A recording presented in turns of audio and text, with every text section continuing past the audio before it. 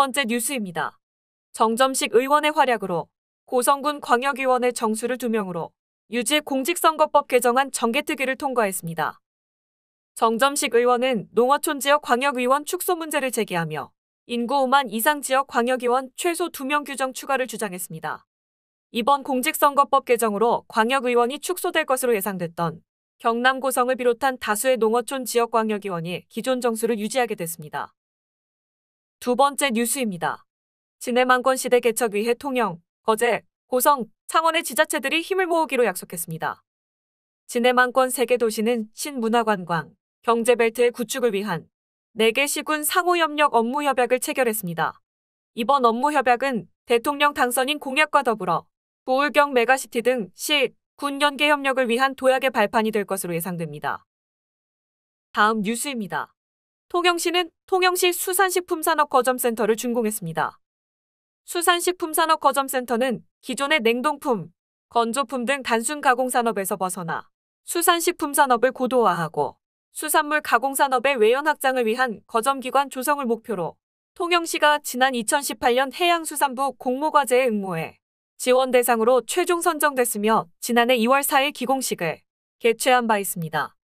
이번에 준공한 통영시 수산식품산업거점센터는 총 사업비 150억 원으로 1개동, 지상 2층의 연면적 4,181 규모이며 주요 시설로는 벤처기업 육성을 위한 창업사무실 6개소, 수산물 가공기업 유치를 위한 임대공장 3개소, 수산식품 연구 개발을 위한 시제공장과 실험분석실, 공유주방 등이 각 1실씩 조성됐습니다. 다음 뉴스입니다. 조용하던 경남도의원 선거가 치열한 경쟁에 불이 붙었습니다. 최근 더불어민주당과 국민의힘 출마자들이 본격적으로 존재감 알리기에 나선 가운데 당초 예비후보로 압축되던 3명의 후보 이외에 3명의 후보가 추가, 총 6명의 후보를 두고 각 당의 공천 싸움이 치열해질 것으로 보입니다.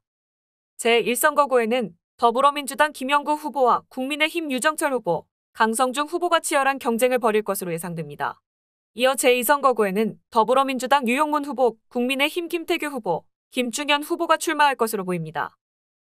다음 뉴스입니다.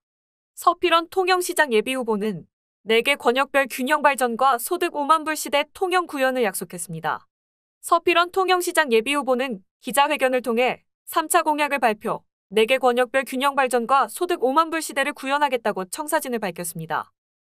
서 예비후보는 지난 19일 통영시청 브리핑룸에서 기자회견을 열고 시민들의 삶의 질과 시민들이 느끼는 만족도의 중요성을 강조, 아이 낳고 기르기 좋은 최적의 도시 조성, 시민건강 및 고령화 대비 생활체육시설 복지 확충, 통영 전역, 연결 둘레길 조성을 통한 걷고 싶은 통영 이미지 구축, 현재 76% 도시가스 보급률 임기 중 90% 이상 확대 보급, FDA 지정 세계적 청정해역 보존 시범도시로서 해양오염 제로화 달성, 국제방제안전도시 인증 획득 등 6가지의 공약을 제시했습니다. 다음 뉴스입니다. 정동영 통영시장 예비후보는 기자회견을 통해 경제, 청년, 여성, 아동, 복지, 민생 공약 발표했습니다. 그는 통영 하이 라이프 체인지 전략을 내세웠으며 시장 직속 통영 일자리 기구 설치, 일자리 등 모든 정책 컨트롤 타워 역할을 수행할 것을 약속했습니다.